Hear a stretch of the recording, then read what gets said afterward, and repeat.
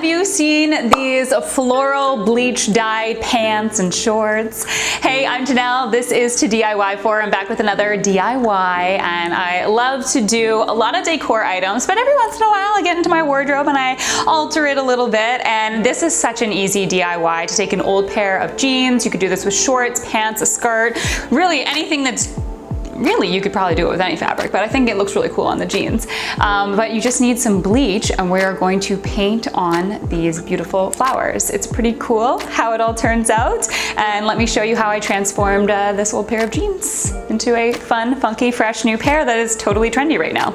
So this is what I'm talking about. I'm gonna mimic my pattern off of those jeans there, just with a little bit of Clorox bleach from the dollar store. I found this to be a little bit thicker than just like a liquid bleach, so it's kind of nice to paint with, a good consistency. And I'm literally just gonna take this pair of shorts and go in on it and start painting out my flowers.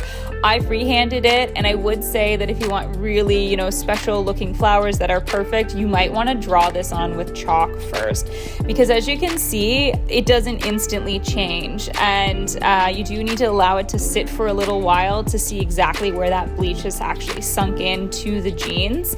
So some of mine kind of ended up blending together, and I didn't necessarily love the effect, so I think the best way to do this is with a little bit of chalk and outline it.